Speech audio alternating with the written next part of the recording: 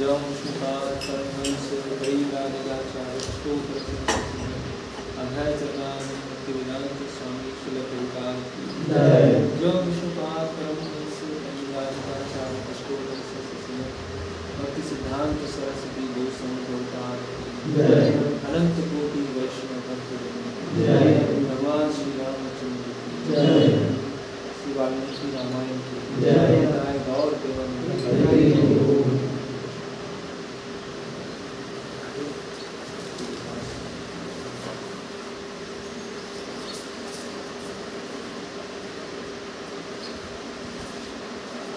ओम नमो भगवते वासुदेवाय। ओम नमो भगवते वासुदेवाय। ओम नमो भगवते वासुदेवाय। ओम नमो भगवते वासुदेवाय। ओम नमो भगवते वासुदेवाय। ओम नमो भगवते वासुदेवाय। ओम ज्ञानतिमिरन्दस्य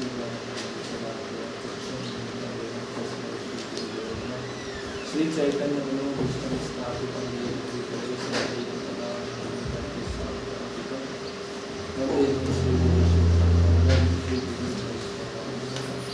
श्रीरूपं साग्रजातं साद्वैतं साद्वैतं वैजयन्तं कृष्णचैतन्यं श्री विशाखान्वितं भक्तिवेदांत स्वामी गौरवाणी प्रचारणे विशेष जय श्री कृष्ण चैतन्य प्रभु नित्यानंद श्री हरे हरे कृष्णा कृष्णा कृष्णा हरे हरे हरे राम राम राम हरे हरे। थोड़ा सा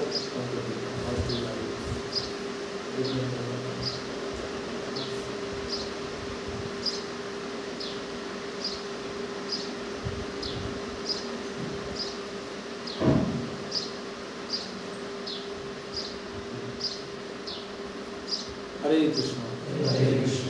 तो 2 दिन से हम श्री वाल्मीकि रामायण पर चर्चा कर रहे हैं और सुंदरकांड इसमें हमने कुछ डिस्कशन किया बहुत शुरुआत का। और कल हमने देखा कि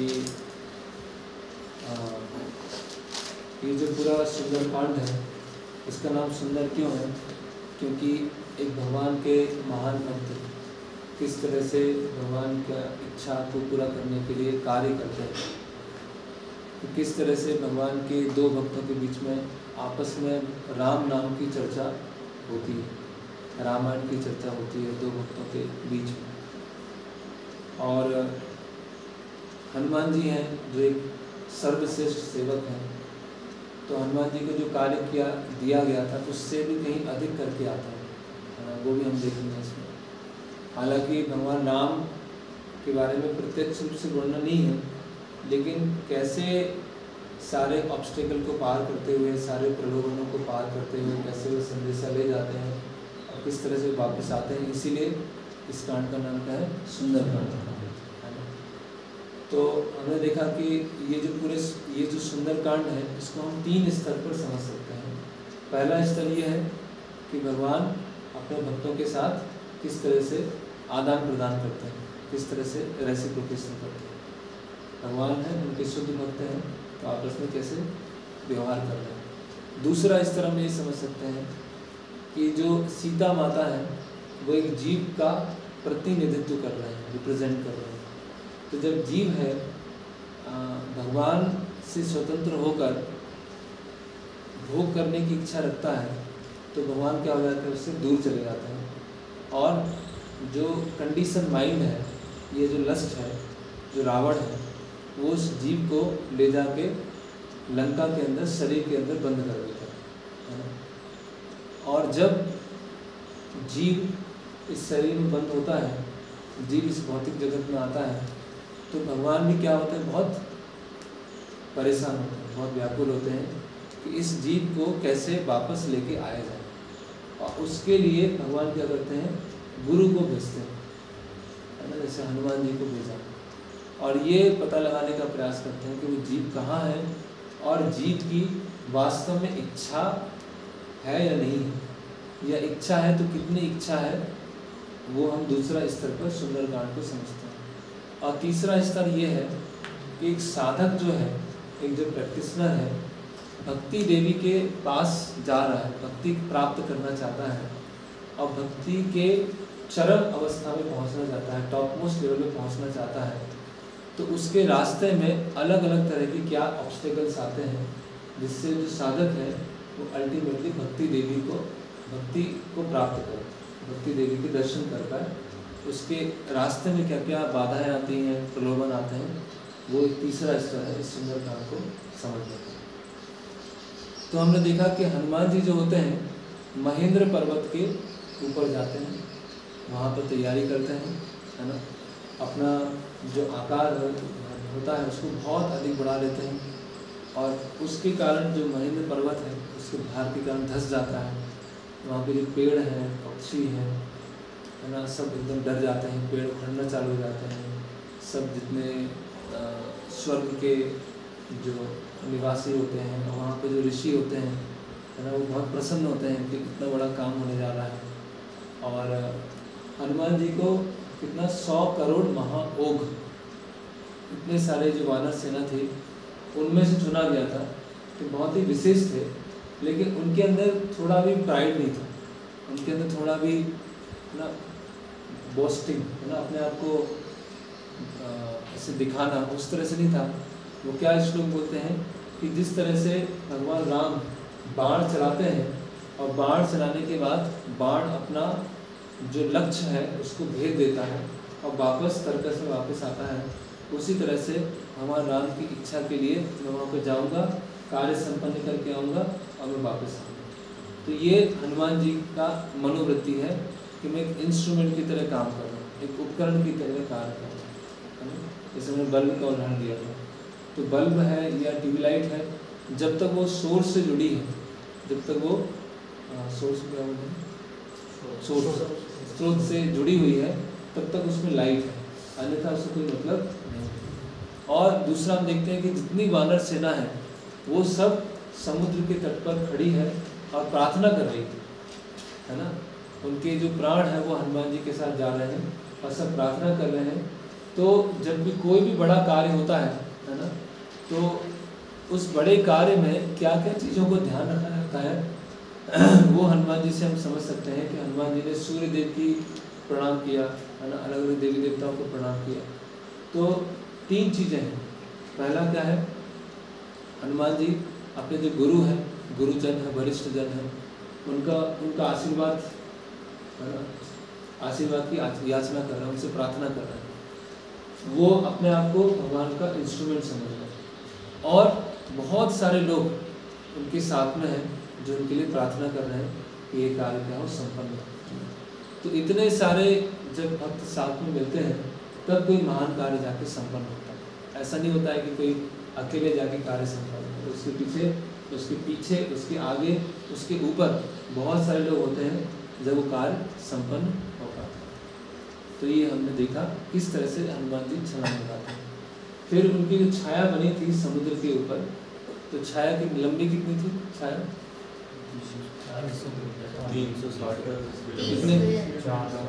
30 योजन थी ना, 400 किलोमीटर करीब। और उनकी चौड़ाई कितनी थी, 125, 10 योजन। फिर हनुमान जी चलते जाते हैं और सबसे पहले क्या आता है, मैनाक पर्वत आता है। तो मैनाक पर्वत की हमने 2 तरह से हिस्ट्री देखा। एक तो जो राजा सगर ने समुद्र का निर्माण किया था, और राजा सगर जो थे वो इक्ष्वाकु वंश में एक राजा थे, और इक्ष्वाकु वंश के जो राजा हैं राम, उनके ही कार्य के लिए उनके सेवक निकले हैं। तो सागर को ये इच्छा होती है कि मैं कुछ सेवा करूँ, है ना, कुछ सत्कार करूँ। और जो मैनाक पर्वत है उनकी भी सुरक्षा किसने किया था, वायुदेव ने किया था। किससे किया था, इंद्र से किया था। तो वायुदेव के पुत्र कौन है, हनुमान जी, भवन पुत्र, वो सेवा में निकले। तो दोनों तरह से क्या है, सेवा करने का अवसर। तो तो हनुमान जी क्या करते हैं, वो मैना पर्वत पे स्पर्श करते हैं और आगे निकल जाते हैं। तो इसके बारे में हमने काफ़ी डिटेल में चर्चा किया था कि हमारे भक्ति जीवन में जो सबसे पहली बाधा होती है वो क्या होता है, शिथिलता। स्थिरता नहीं, स्थिरता तो अच्छा गुण है, शिथिलता।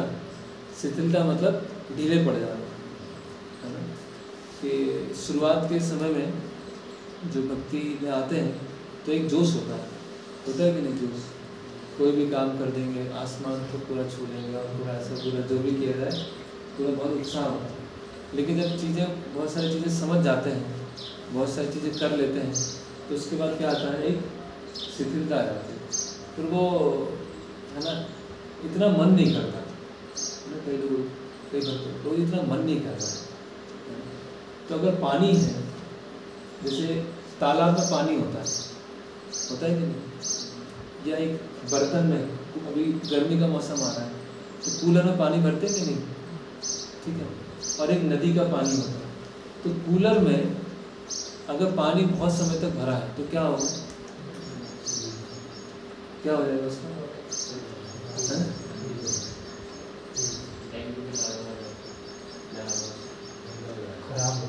खराब हो जाएगा, गंदा हो जाएगा, मच्छर आ सकते हैं, काई लग सकती है ना। तो अगर पानी स्थिर है, और नदी का पानी कैसा होता है, चलायमान होता है। इसीलिए ऐसा बताया जाता है कि जो डीटी वर्शिप करना है या फिर ऐसे बहुत सारे अनुष्ठान करना है, तो उसके लिए सबसे अच्छा पानी कौन सा है, नदी का पानी होता है, क्योंकि वो फ्लोइंग वाटर होता है, वो अशुद्ध नहीं होता, बहता रहता है। तो जो भक्ति में चलायमान नहीं है, इसीलिए प्रभुपाद जी ने इसका नाम क्या रखा, कृष्णा कॉन्शियस मूवमेंट। मूवमेंट का मतलब क्या होता है,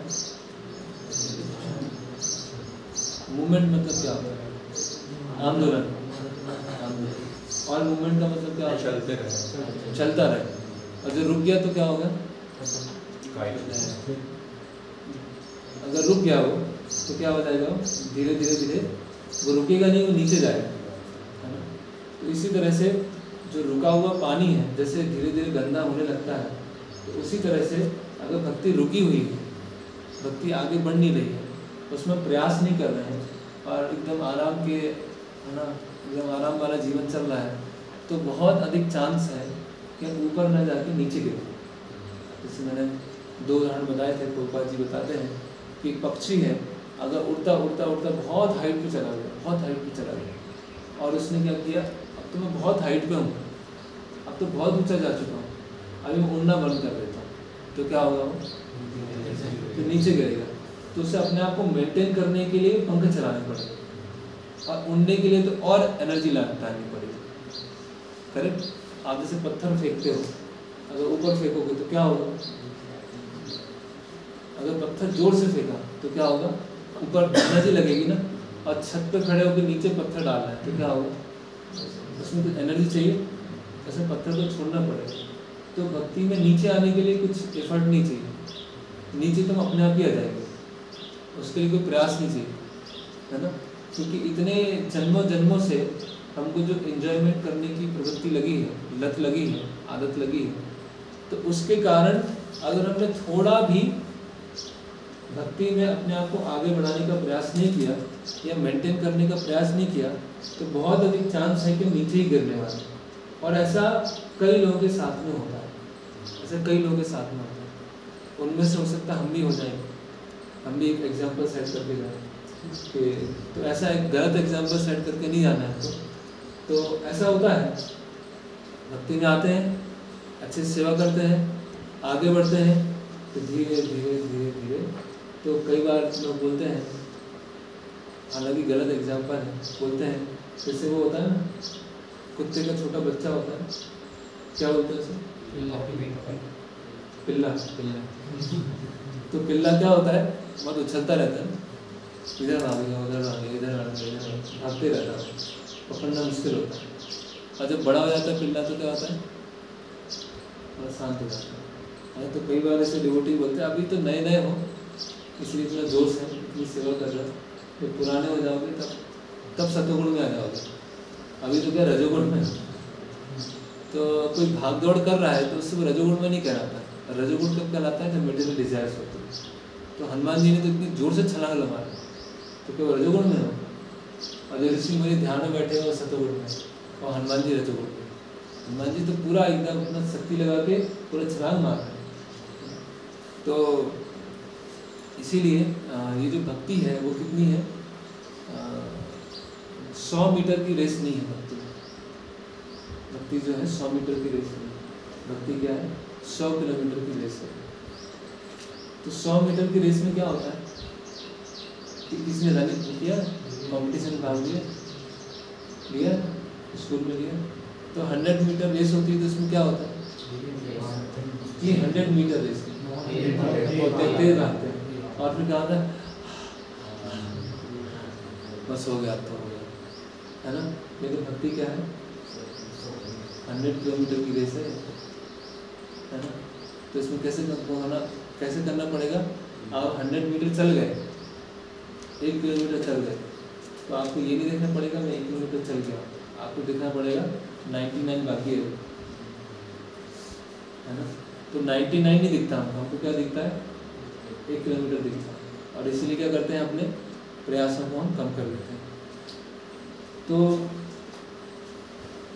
जब तक हमारे मन में जो गोल है, जो लक्ष्य, जो प्रयोजन है कि जो मैं इतना भक्ति कर रहा हूँ, है ना, मैं प्रयास कर रहा हूँ, और कभी कभी ऐसा होता है जैसे मान लीजिए रात में 10 बज गए, 10 साढ़े 10 और आपकी माला बाकी होता है। कभी कभी ऐसा होता है कि 10 साढ़े 10 है और आपकी 8 माला बाकी और आपको माला करना। तो जो माला की एक भीड़ होती है ना, वो एक जैसे लोहा है ना, बड़ा लोहे का गोले जैसे लगता है। एक एक बीड़ क्या होती है, वो इतना भारी हो जाता है, फिर हमें लगता है अरे मैं क्यों आया भक्ति में, इतना आराम से रह रहा था, इतना मज़े में था, कौन मुझे लेके आया, उसको पकड़ते हैं, क्यों लेके आया मुझे, है ना। तो बहुत भार लगने लगता है, और फिर हमें क्या लगता है, और ऐसा होता है ना। कई बार बोलते हैं यार कितना हरे कृष्ण बोलोगे, सुबह हरे कृष्ण, दोपहर में हरे कृष्ण, रात में हरे कृष्ण। भाई कृष्णा को भी थोड़ा रेस्ट दो।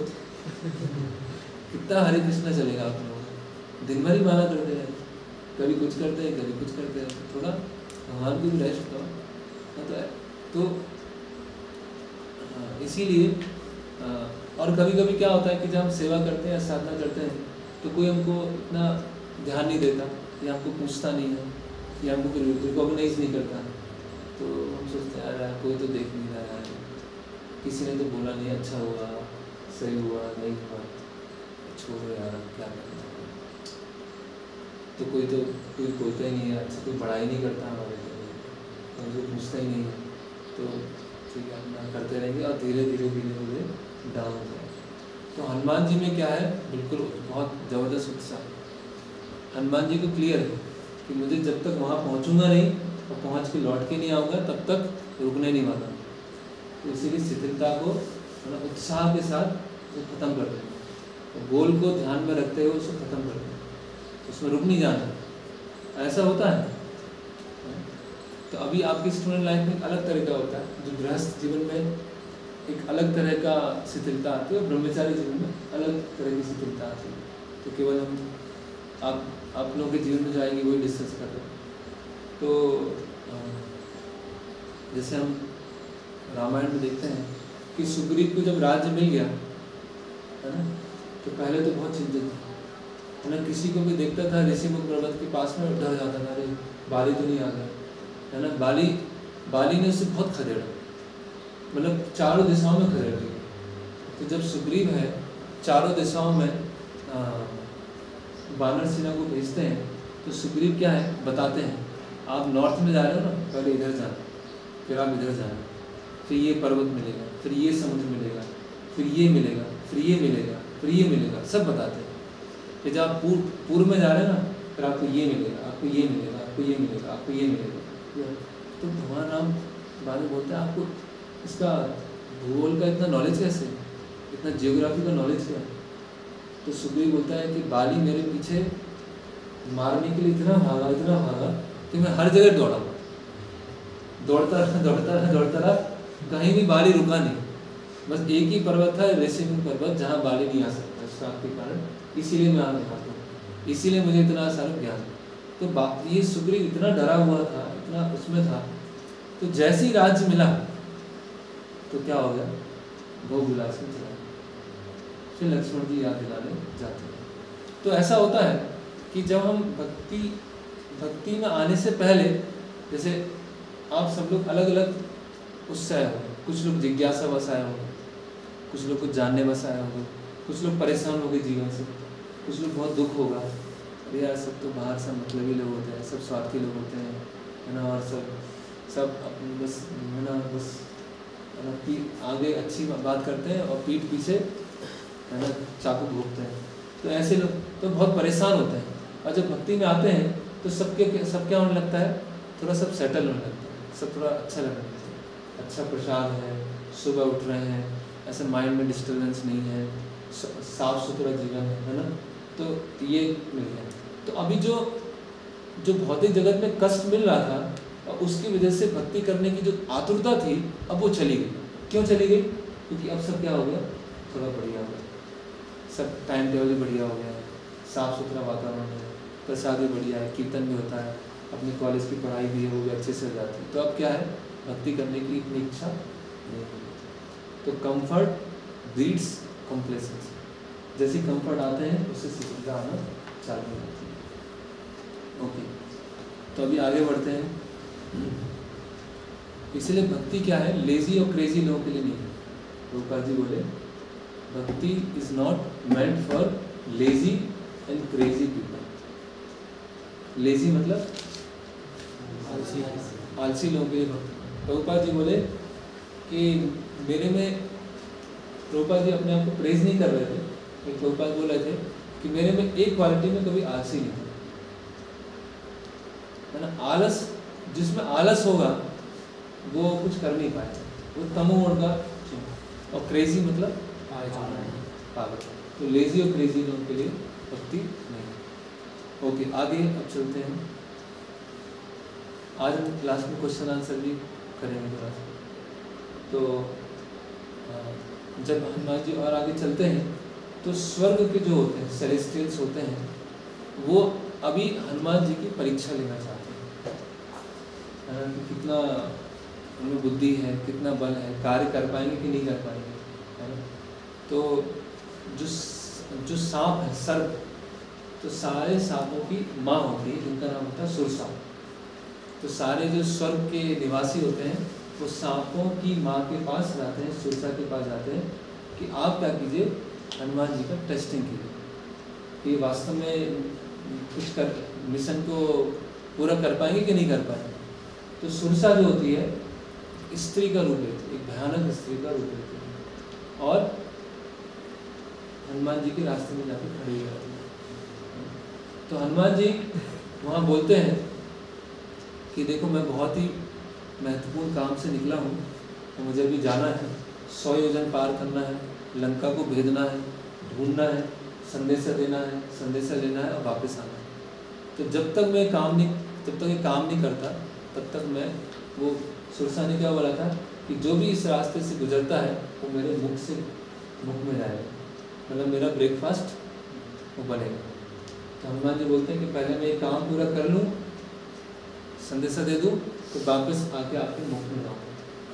तो सुरसा बोलती पागल समझाएगा, है ना, हंसने लगते, कैसा होता है क्या, लंका जाएंगे फिर लौट के आएंगे फिर मुख में आएंगे, ऐसा कुछ नहीं होने वाला, इसीलिए आप मुख में जाना पड़ेगा, ठीक है।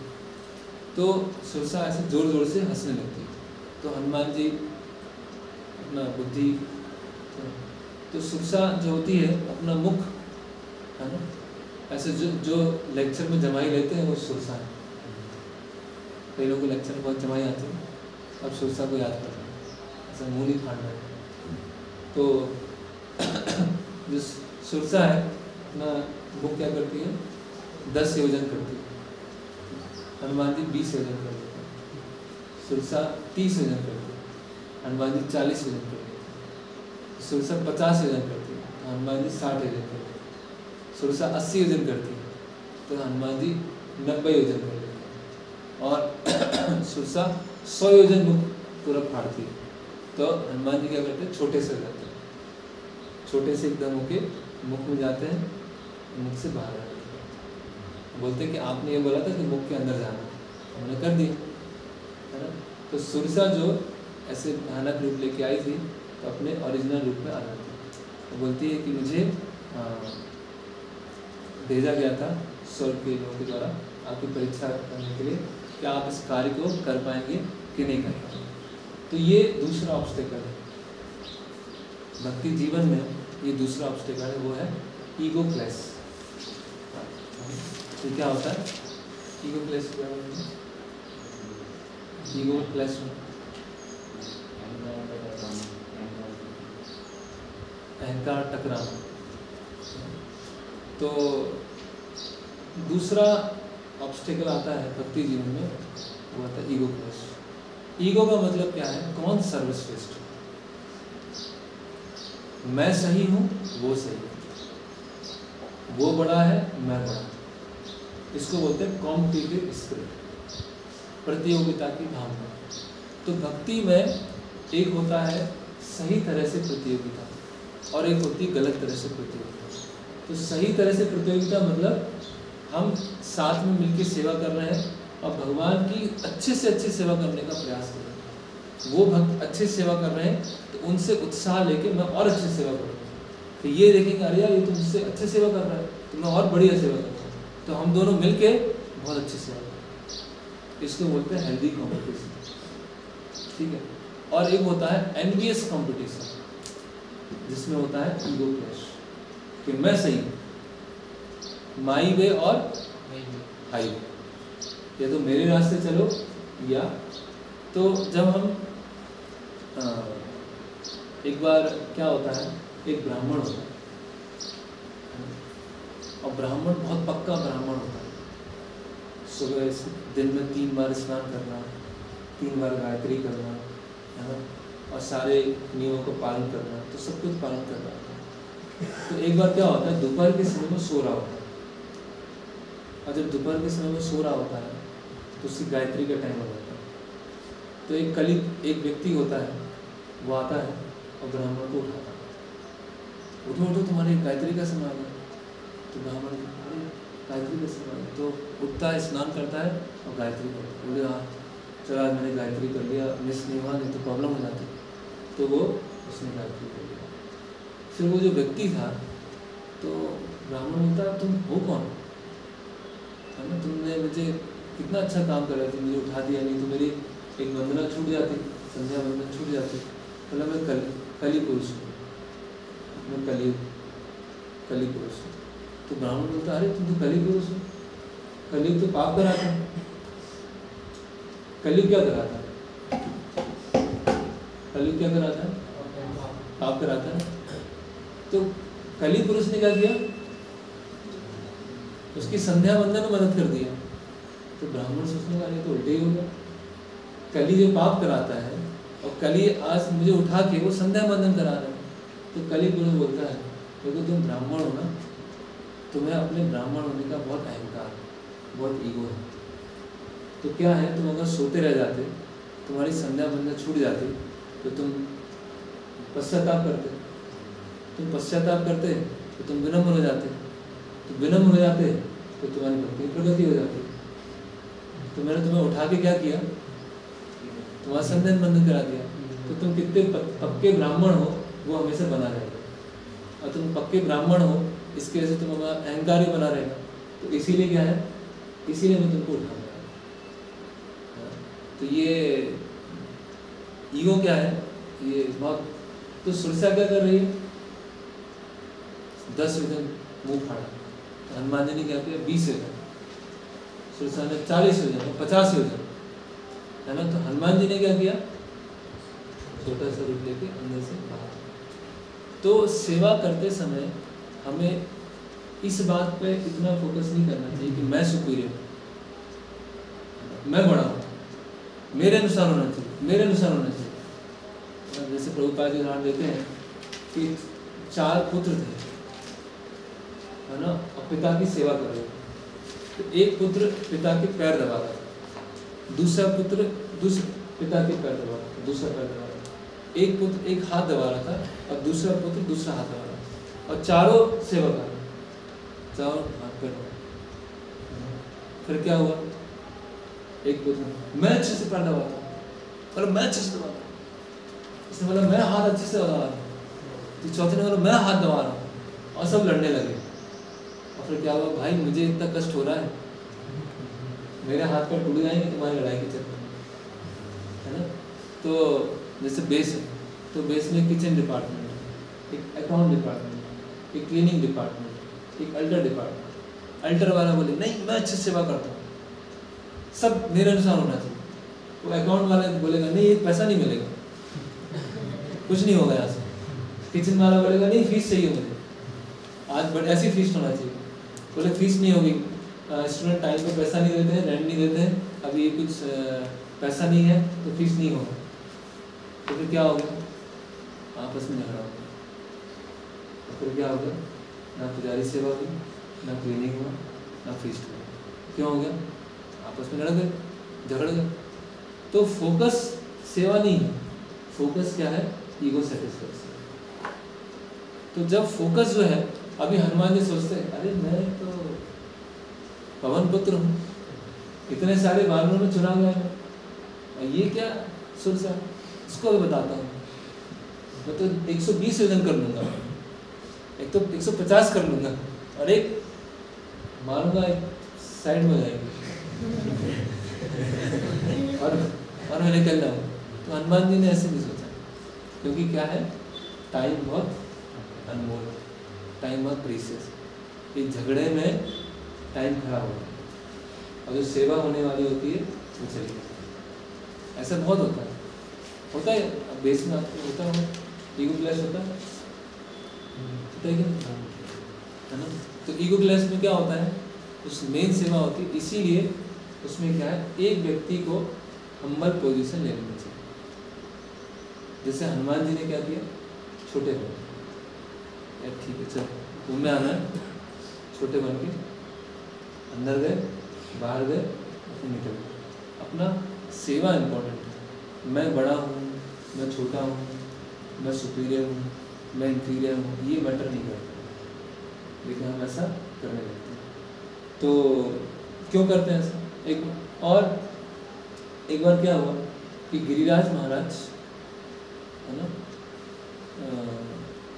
श्रील प्रभुपाद, गिरिराज महाराज और भवानंद प्रभु वो श्रील प्रभुपाद जी के पास में आए और चर्चा करने लगे कि प्रभुपाद कृष्ण और बलराम तो एक ही, प्रभुपाद ने कहा एक ही। तो प्रभुपाद उसमें कृष्ण और बलराम के जो कलर है उनमें अंतर है। बोले हाँ सही बात है, कलर में अंतर है। तो कुछ समय के बाद यमुना माता जी प्रभुपाद जी के पास, तो वो बोले कि प्रभुपाद कृष्ण बलराम तो अंतर है, एक नहीं है, क्योंकि कृष्ण जो है राधा रानी के साथ लीला करते हैं, बलराम जी तो राधा रानी के साथ लीला नहीं करते हैं। तो प्रभुपाद बोले सही है, कृष्ण बलराम अलग है। तो प्रभुपाद जी के सर्वेंट फिर अंदर गए, तो प्रभुपाद जी बोले, वो प्रभुपाद जी को बोले प्रभुपाद हमने पहले बोला कि कृष्ण बलराम एक ही है। बोला हाँ एक ही। फिर आपने बोला कृष्ण बलराम अलग है। बोला अलग है। तो प्रभुपाद जी ने कहा कि दोनों कैसे हो सकता है। प्रभुपाद जी बोले हाँ सही बात है, दोनों कैसे हो सकता है, लेकिन दोनों हो सकता है। तो डिफरेंसेस ओपिनियन होगा, मतभेद होगा। कोई बोलेगा सेवा ऐसे करना चाहिए, कोई बोलेगा सेवा ऐसे करना चाहिए, कोई बोलेगा पोंछा उधर से उधर लगना चाहिए, कोई बोलेगा पोंछा उधर से उधर लगना चाहिए। फिर दोनों खड़े हो गए, नहीं इधर से लगेगा, बोला नहीं उधर से लगेगा। बोले लगा के दिखाओ। मैं लगाने दूंगा, लगेगा तो इधर से लगेगा। तो भक्ति में क्या होता है, ऐसा नहीं। भक्ति में ऐसा नहीं होता कि डिफरेंसेस ओपिनियन हो सकते हैं, तरीके अलग अलग हो सकते हैं, कार्य करने की शैली अलग अलग हो सकती है। तो हमारा ईगो जो है आपस में क्लैश नहीं होना चाहिए। तो हनुमान जी ने एक विनम्र स्थिति को लाके, ओके फिर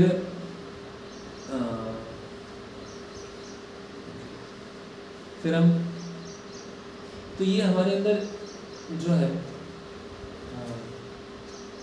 ठीक है, इसको हम लेंगे डिटेल में, तो बहुत समय हो गया, आगे बढ़ते हैं। ओके, तो हनुमान जी फिर आगे चलते हैं, चलते जाते हैं और लंका के थोड़ा नज़दीक पहुंचने वाले होते हैं। तो वहाँ पर एक राक्षसनी होती है जिसका नाम होता है सिम्बिका। तो सिम्बिका के अंदर सिम्बिका को एक ऐसी शक्ति मिली थी कि किसी की भी छाया दिखेगी, उस छाया को पकड़ के उस व्यक्ति को खींच सकती। तो एक लंका की क्या थी, वो एक तरह से गार्ड का काम कर रही थी कि कोई भी लंका में प्रवेश नहीं करना। तो वो सिम्बिका ने हनुमान जी की छाया को पकड़ा और छाया को पकड़ के खींचा और खींच के हनुमान जी को खा गई। तो हनुमान जी भी छोटे बन के अंदर चले गए, है ना, और सिम्बिका के अंदर हनुमान जी चले गए। और जैसे गए तो आसपास के सब देवी देवता बहुत परेशान हो गए, ये क्या होगा, मिशन कैसे कंप्लीट होगा। तो हनुमान जी अंदर गए और हनुमान जी ने देखा कि इसके शरीर के जो वीक पॉइंट हैं उसको फाड़ा और फाड़ के चिथड़े पिथड़े कर दिए और निकल के बाहर आ। तो ये जो है तीसरा ऑब्स्टिकल है भक्ति में, वो क्या है, द्वेष। अनावश्यक किसी व्यक्ति को नीचे गिराने का प्रयास करना, किसी को सहन नहीं होता। एक बार एक काफ़ी सीनियर ब्रह्मचारी थे, तो वो आश्रम में ऐसे जा रहे थे, आश्रम में ऐसे घूम रहे थे। तो उन्होंने दो ब्रह्मचारी के ऐसे कंधे में हाथ रखे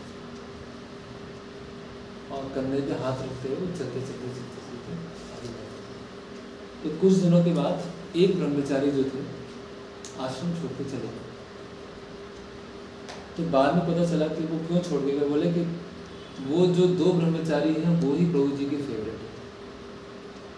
मैं तो प्रभु जी का फेवरेट नहीं हूँ, मैं तो प्रभु जी कहीं पूछते नहीं है, बस वो जो दो भक्त हैं उन्हीं के कंधे में हाथ डाल के वो जा रहे थे, मुझे तो कभी पूछे ही नहीं। तो मेरे तो कुछ है ही नहीं, मतलब तो क्या मतलब, तो मैं जाता हूँ वहाँ से। तो उनको वो दो के प्रति क्या आ गए, द्वेष की भावना। ये द्वेष क्या होता है, अभी शायद इस अवस्था में आप लोग नहीं समझ पाए, लेकिन आगे जैसे जैसे भक्ति में आगे बढ़ते हैं तो वो द्वेष की भावना आती है। किसी की प्रसन्नता हमको सहन नहीं हो पाती। कोई अच्छा कर रहा है, कोई अच्छे सेवा कर रहा है, कोई भक्ति में आगे अच्छे बढ़ रहा है, उसको पूछ रहे हैं, तो उसको देख के हमें क्या होता है, जलन होती है। तो सिम्बिका को सहन नहीं हो रहा है। सिम्बिका ने क्या किया, हनुमान जी की शैडो पकड़ के उसे खींच दिया और खींचने के बाद क्या किया, मारने का प्रयास किया। तो हनुमान जी ने क्या किया, उसको पूरे चिथड़े उड़ा दिए। इसीलिए जो द्वेष को बिल्कुल भी अपने हृदय में नहीं रखना चाहिए, उसको पूरी तरह से खत्म कर देना चाहिए। जैसे चित्रकेतु महाराज की कई रानियाँ थी, है ना। तो चित्रकेतु महाराज ने यज्ञ किया, तो एक यज्ञ करने के बाद उसमें से एक पायसम आया, खीर आया, और खीर उन्होंने अपनी एक रानी को दे दिया, जिन रानी का नाम क्या था, कृतद्युति। तो कृतद्युति को दे दिया। तो कृतद्युति के गर्भ से एक बच्चे का जन्म हुआ जिसका नाम था हर्षशोक। तो जो राजा थे वो अपनी एक रानी पर ही बहुत ध्यान देते थे, बाकी किसी को नहीं पूछते। एक रानी से इतना स्नेह करने लगे, इतना स्नेह करने लगे कि जो बाकी जो रानी थी उनको कृतद्युति के प्रति द्वेष आ गया।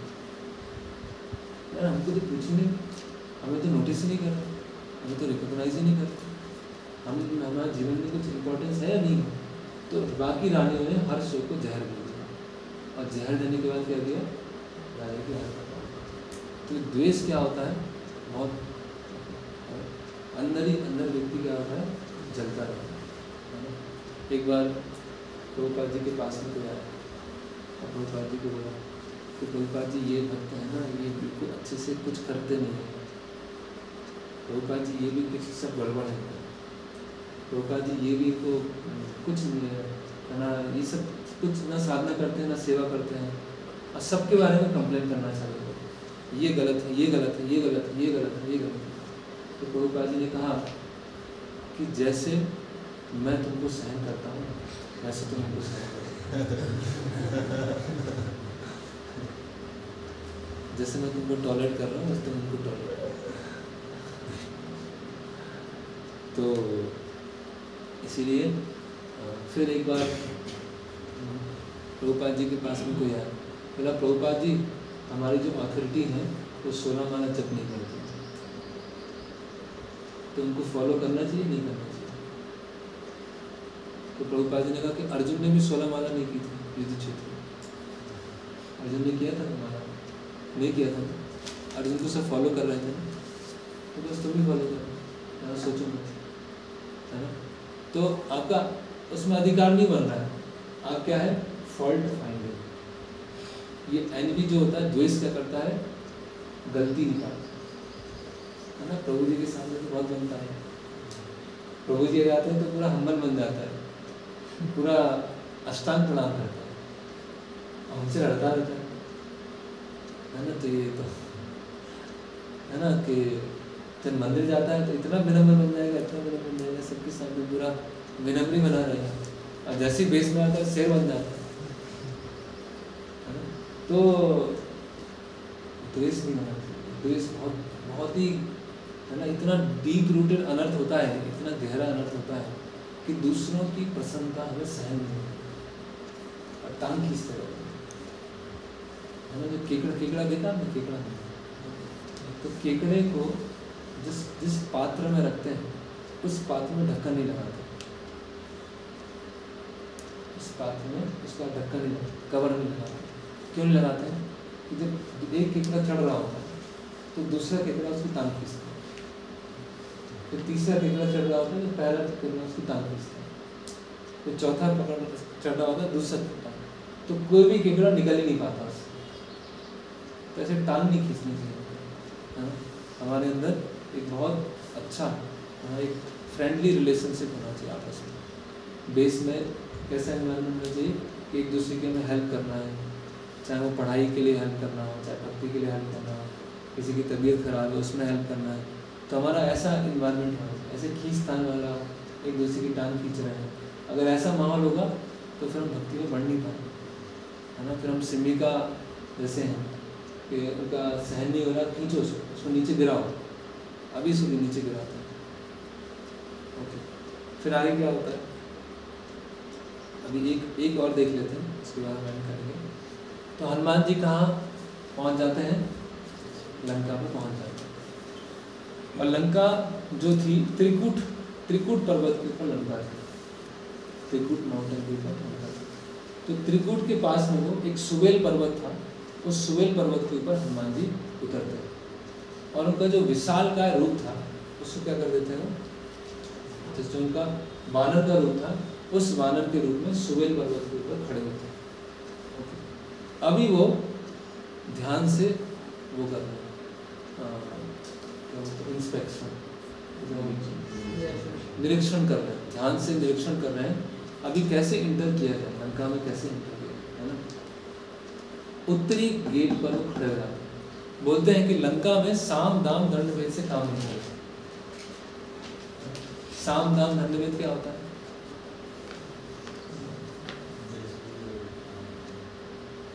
मित्रता करना, प्रलोभन करना, प्रलोभन देना, है ना, या गुट बना लेना और व्यक्ति को तोड़ देना।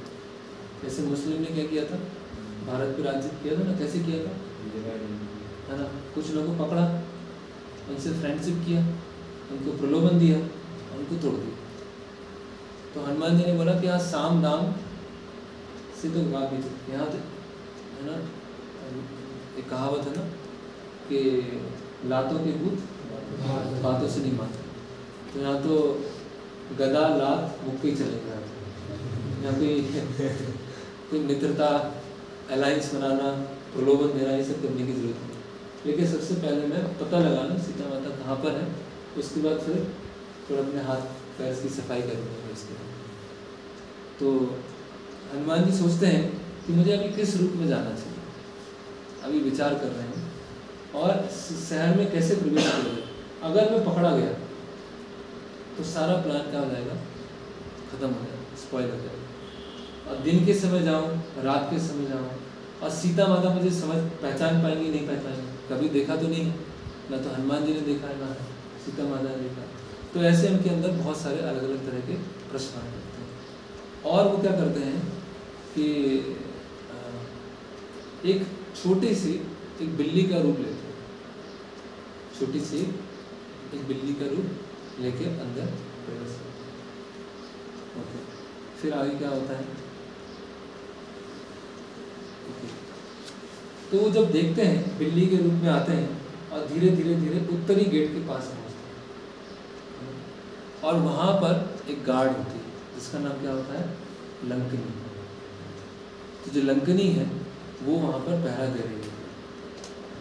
और लंकनी की क्या खासियत थी कि एक मच्छर भी अंदर नहीं आ सकता लंका बिना उसके परमिशन, लंकनी के परमिशन मच्छर भी अंदर नहीं आया, इतना हैवी गार्ड था।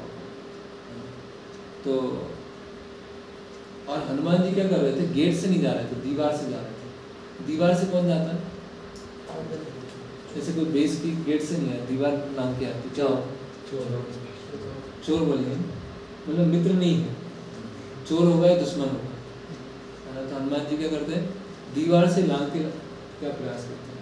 तो लंकनी होती है वो को रोकती, कहाँ जा रहा है, मैं ये यहाँ के गार्ड हूँ और कोई भी मेरे परमिशन से अंदर नहीं जा सकता, रावण ने मुझे यहाँ नियुक्त किया। तो हनुमान जी क्या करते हैं, अपने बाएं हाथ से एक चांटा लगाते हैं और जैसे चांटा लगाते हैं तो लंकनी गिर जाती है। स्त्री थी तो स्त्री रूप में थी, ऐसे राक्षस रूप में नहीं आई थी जैसे सिमिका आई थी। तो अब स्त्री को हत्या भी नहीं कर सकते, एक चांटा लगा के गिरा देते। तो लंकनी बोलती है कि ब्रह्मा जी ने मुझे बोला था कि एक दिन एक वानर आएगा और जो तुम्हें मारेगा, मार के गिरा देगा, उस दिन समझ लेना कि लंका खत्म होने वाली है, उस दिन लंका नष्ट होने वाली है ना। तो इसीलिए अभी उस समय आ गया है, आप जाओ यहाँ से, आप लंका में प्रवेश करो, मैं आपको नहीं रोकूँ, है ना। तो हनुमान जी एक तो दीवार से छलांग लगाते हैं, और यहाँ बताया जाता है कि जब किसी मित्र के यहाँ जाते हैं तो राइट जो फुट होता है, राइट पैर होता है, उससे प्रवेश करना चाहिए। और हनुमान जी किससे प्रवेश करते हैं, लेफ्ट से करते हैं। लेफ्ट से किसके करते हैं, दुश्मन के करते हैं। तो हनुमान जी ने क्लियर कर रखा है कि मैं कोई मैत्री करने नहीं आया हूँ, कोई प्रलोभन देने नहीं आया, कुछ है ना बटर पॉलिश नहीं होगी यहाँ पर, यहाँ पे सीधे युद्ध होगा, मार धाड़ी होने वाली। तो वो बॉल से और लेफ्ट फुट से लंका के अंदर प्रवेश करते हैं। तो ये चौथा ऑब्स्टिकल है जो लंका में प्रवेश करने का है। वो ऑब्स्टिकल क्या आता है, तो पहला ऑब्स्टिकल किसमें था, पहला क्या था, और सबसे पहले शिथिलता, साधना में हमारी शिथिलता हो। दूसरा ऑब्स्टिकल क्या है, अहंकार, सेवाओं में ईगो क्लैश होता है। तो तीसरा क्या है, भक्तों के बीच में द्वेष होता है। और चौथा क्या है,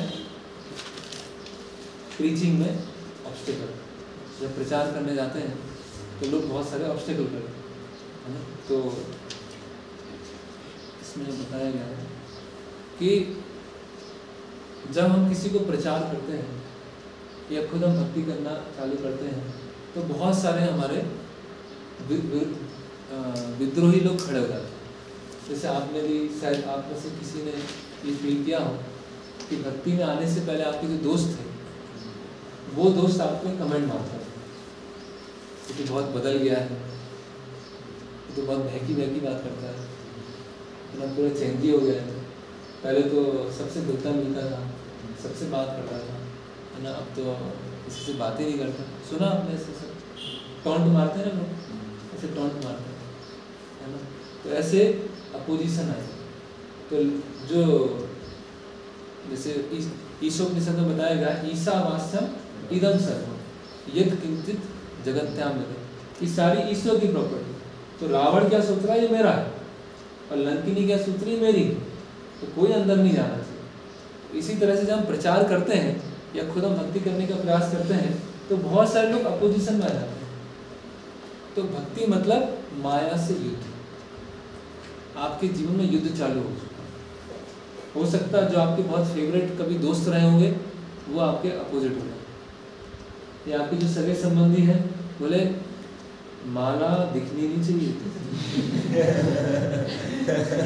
और ये कंठी माला तो उतार ही दे, ये तो तोड़ देंगे इसको कंठी माला, है ना। और कोई हरे कृष्णा वगैरह कुछ नहीं चलेगा, कहीं नहीं जाना, कोई मंदिर नहीं, अपना चुपचाप जो पढ़ाई करना है उसे काम कर, ये कुछ नहीं चलेगा। ऐसे होता है, ऐसा होता है। आप कॉलेज आएंगे, अरे महाराज जी आ गए, महाराज जी की जगह लीजिए, आसन दीजिए महाराज जी। जब मैं इंटर्नशिप में था तो लास्ट के समय में फिर सेव हेड भी करा लिया, है ना। तो उस समय में जाता था तिलक लगा के, तो सब टॉन्ट मारते थे। तो भक्ति में आने से पहले क्या होता था कि फ्राइडे को मूवी रिलीज होती, फ्राइडे को होती, तो ऐसा होता था कि फर्स्ट शो जाना है, फर्स्ट शो अगर नहीं गए, सेकेंड या थर्ड हो गए तो डिग्निटी थोड़ी कम हो गई, है ना। तो उसके बाद तो मूवी फिर देखना बंद कर दिया, है ना। तो वो जो पहले के फ्रेंड थे तो उनके बीच में जाते थे, अभी महाराज जी आए, महाराज जी को जगह दीजिए, आसन लगाइए महाराज जी, महाराज जी भी प्रवचन सुनाएंगे। अभी महाराज जी ने तो मूवी देखना बंद कर दिया है, तो ये अभी हमको गीता का संदेश है। दोस्त ये सब बोलते थे, है ना, जो कलीग है वैसा। तो ऐसे टॉन्ट सुनने को मिलेंगे, ऐसे अपोजिशन होगा, टॉन्ट भी सुनने को मिलेगा और अपोजिशन भी होगा। अब प्रचार में जाएंगे, आप में से कुछ लोग गए होंगे, पुस्तक वितरण में गए, कौन गए? 50% आप लोग गए। तो बुक डिस्ट्रीब्यूशन में जाएंगे, है ना। तो कई बार होता है किसी घर में गए, कुत्ता छोड़ दिया उन्होंने, कुत्ता छोड़ दिया, या ऐसे इतना जोर से दरवाजा बंद करते हैं, है ना। या कभी ट्रेन में जाएंगे, तो एक बार मैं ट्रेन में जा रहा था, तो पुलिस वाले ने पकड़ लिया, बोला बैठे रहो, और कहाँ बैठा दिया, वो जो बाथरूम वाला एरिया होता है ना, बैठ जाओ, नीचे बैठो। ऐसे जो देखा होगा न्यूज़पेपर में वो आते हैं ना, अपराधी लोग को बैठा देते हैं तो ऐसे बहुत सारे अपराधी थे, ऐसे 3-4 लोग थे, उनके बीच में मुझे बैठा है।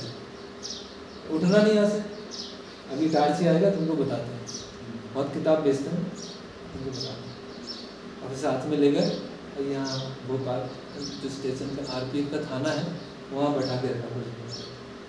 तो मैं अपना जब करता रहा, थोड़ा बहुत पढ़ा, तो पुलिस वालों ने कहा ठीक है अभी जाओ, अभी दोबारा से दिखना नहीं चाहिए। तो ऐसे बहुत सारे अपोजिशन आए, आसान नहीं है। हमारे निकट नियर एंड डियर उनकी तरफ से आएंगे, प्रचार में आएंगे, तो हनुमान जी ने क्या किया, एक चांटा लगाएंगे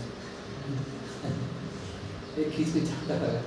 तो डरना नहीं है उससे कि क्या होगा, कैसे एंटर करेंगे लंका के, कोई डरने की बात नहीं। अपनी निडरता से साहस के साथ अंदर घुस जाना है और खींच के लगा देना। अभी लगाने के तरीके अलग अलग होंगे, इधर से काम नहीं बना तो उधर से काम बना, है ना, इधर से नहीं तो उधर से कुछ ना कुछ करके भक्ति अपना करते रहना। तो फियरलेसनेस, निर्भयता, तो ये तो अभी मेरे ख्याल से ये पूरा हो गया। अभी हनुमान जी लंका में प्रवेश कर चुके हैं, और लंका में प्रवेश करने के बाद किस तरह से सीता माता को ढूंढने का प्रयास करते हैं वो हम कल के लेक्चर में देखेंगे। तो अभी किसी का प्रश्न है तो पूछ सकते हैं, नहीं तो मैं प्रश्न पूछूंगा।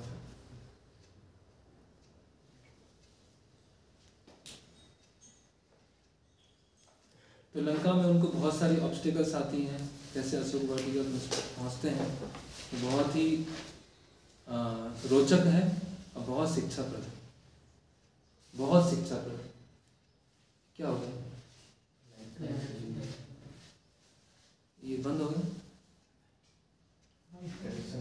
कनेक्शन लॉस्ट हो गया। मैं हॉटस्पॉट फोन नहीं लगा हुआ है।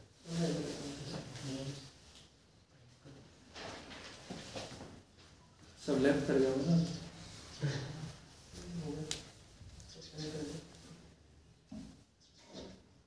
प्रश्न कर। हाँ हाँ बताइए। तो जी जैसे आपने बताया तो अगर कोई दो बीच में कार क्लैश हो रहा है तो एक व्यक्ति को विनम्र हो जाना चाहिए, परंतु वो अगर कोई ज़्यादा ही विनम्र है तो फिर मतलब दूसरा पक्ष उसका फायदा भी उठाने का लगेगा। नहीं, उस परिस्थिति की बात हो रही है। उस परिस्थिति कंडीशन टू कंडीशन डिपेंड करेगा। विनम्र तो हो कम से कम, ऐसे कोई फायदा नहीं उठाएगा। भक्त है तो ऐसे फायदा नहीं उठाता है।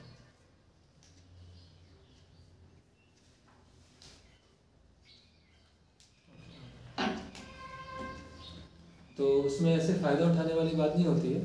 और कभी कभी कोई विनम्रता का फायदा, हम ऐसा क्यों सोचते हैं कोई फायदा उठाए? हमें सेवा करना है, अपना सेवा फोकस करें। अगर सेवा में उस तरह से कोई फायदा उठाने का प्रयास कर रहा है तो वो नारद मुनि का प्रिंसिपल है, वो कोई बाद में डिस्कस करेंगे। कि सांप जैसे भक्त बन गया था एक बार, तो नारद मुनि ने प्रीचिंग किया और सांप को भक्त बना दिया। तो जितने लोग थे सांप को, कोई सांप को डंडा मार रहा है तो सांप को उठा के ऐसे ऐसे कर रहा है कुछ भी कर रहा है। तो सांप बोला अरे यार मैं भक्त बन गया, जैसे मुझे कुछ ना कुछ करते हुए थे, कोई इधर मार के चला जाता, कोई उछाल देता है। तो नारद मुनि ने कहा मैंने तो काटने के लिए मना किया, लेकिन तुम फन दिखाने के लिए मना थोड़ी किया इस तरह। लेकिन इसको हमें नहीं लेना है, हमको विनम्रता को लेना है। ओके, और किसी का कोई प्रश्न?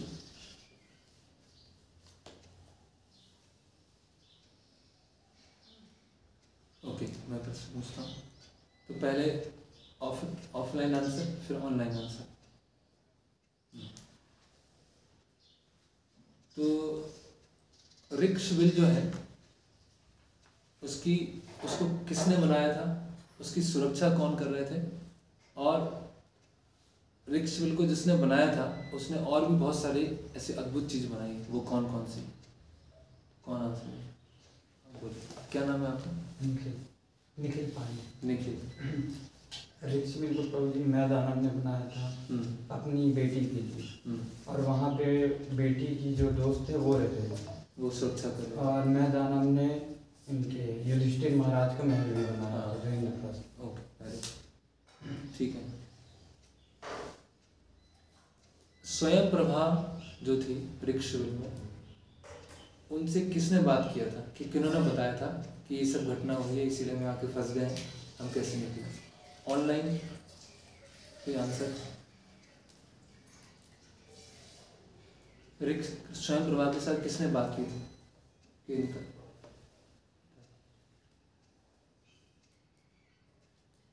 प्रभु जी का आंसर है हनुमान जी ने बताया। हनुमान जी ने बताया। ओके, ठीक है। फिर संपाति और सुपार्श कौन है और उन्होंने सीता माता की खोज में कैसे मदद की? संपाति और सुपार्श कौन है, उन्होंने सीता माता की खोज में कैसे? वो संपाति जो थे जटायु का बड़े भाई थे। हाँ। और सुपार्श जो थे वो उनके पुत्र थे। संपाति जो बड़े भाई थे और सुपार्श जो थे संपाति के पुत्र थे। हाँ, और कैसे मदद किया उन्होंने? वो जो संपाति थे वो दूर के देखने में उनको कि सीता माता है वो लंका में है, जिनके चारों तरफ ये राक्षस है, राक्षसनियाँ हैं जो उसको काट के, और उसको डबल चेक करने के लिए वो बेटे जो थे वो देखे थे कि रावण ने सीता माता को लेके जाए। ओके, ठीक है। फिर इसमें आ रहा है your internet connection is unstable. सुनाई दे रहा है ना आप लोगों को? ओके, कौन से ऋषि थे जिन्होंने कई हजारों साल पहले भविष्यवाणी कर दी थी कि संपाति आपके पंख कैसे वापस आएंगे? वहाँ ऑनलाइन आर्यन,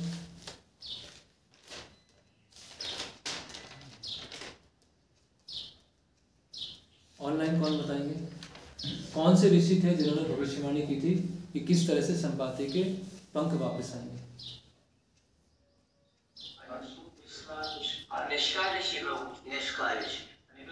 निशाकर,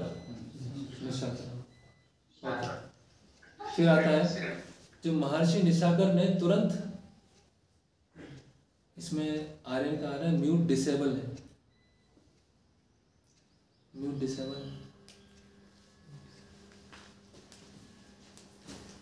ओके, निशाकर ऋषि ने तुरंत संपाति को पंख क्यों नहीं दिए, इतना समय का वेट क्यों करवाया, उससे क्या फायदा हुआ, तुरंत दे देते। जिससे मतलब भगवान राम का स्मरण कर सके वो, भगवान राम लक्ष्मण सीता का। हाँ, एक मिनट, ऑफलाइन आंसर है इसका। हाँ, जिससे मतलब भगवान राम लक्ष्मण सीता का स्मरण कर सके, अब रहते तो स्मरण नहीं कर पाते भगवान का। हाँ, ओके। तो कभी कभी जो ऋषि हैं, भगवान हैं, ऐसे कष्ट में रखते हैं, इस समय हमेशा वो स्मरण आता है। तो फिर किस मुहूर्त में बानों ने सर्च चालू किया था सीता माता का, किस मुहूर्त? अभिजीत। पूरी वानर सेना में सबसे वृद्ध कौन थे और उसका प्रमाण क्या उधर ऑनलाइन? पूरी वानर सेना में सबसे वृद्ध कौन थे और उसका क्या प्रमाण है?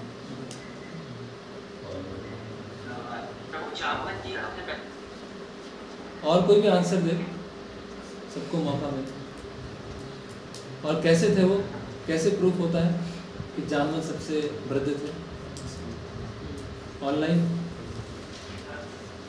क्योंकि जब वो बताते हैं हनुमान जी को कि मैं प्रस्तुत हो चुका हूँ, मैं इतना ही मुझे दूर नहीं जा पाऊंगा, चला पाऊंगा, क्योंकि मैं 1000 वर्षों का जब वो बताते हैं। नहीं, उसमें और भी कुछ। हाँ, कि तो बाबर।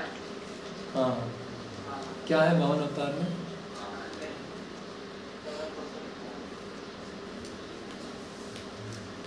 बताइए, वामन अवतार में? वामन अवतार में उन्होंने 21 बार परिक्रमा की थी। हाँ, 21 बार परिक्रमा किया था पूरा पृथ्वी। ठीक। कौन 3 भक्त हैं, व्यक्ति हैं जो लंका, जो समुद्र को पार कर सकते हैं?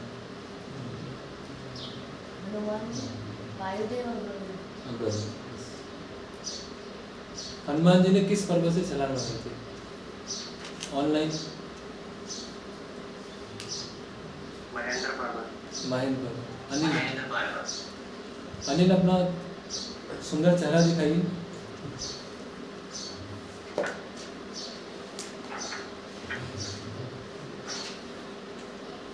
ओके अनिल। फिर हनुमान जी,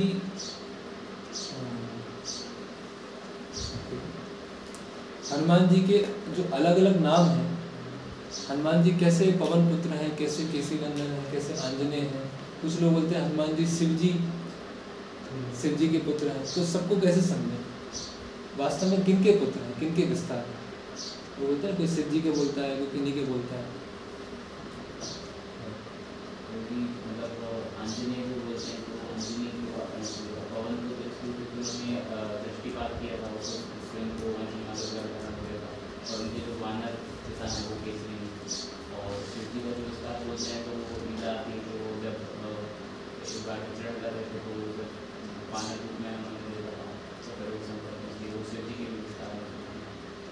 वानर रूप में देखा वो मतलब पर्वत पर विचरण कर रहे थे, तो वानरों को ऐसा शशांक करते हुए देख लिया। नहीं, शिव जी का जो वीर है वो पवन देव ने रखा, सुरक्षित रखा, और उस वीर को अंजना माता में।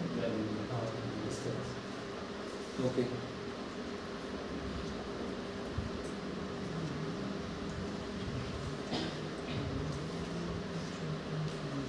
ठीक है। और तो आज ही डिस्कस हुआ तो फ्रेश हो जाता, तुरंत बता देंगे, ये पुराना क्वेश्चन है। ठीक है, तो यहाँ पर एंड करते हैं और कल देखेंगे, आगे बढ़ेंगे। हरे कृष्णा। हरे कृष्णा। श्रील प्रभुपाद की जय। भगवान श्री राम की जय। भगवान श्री राम की जय।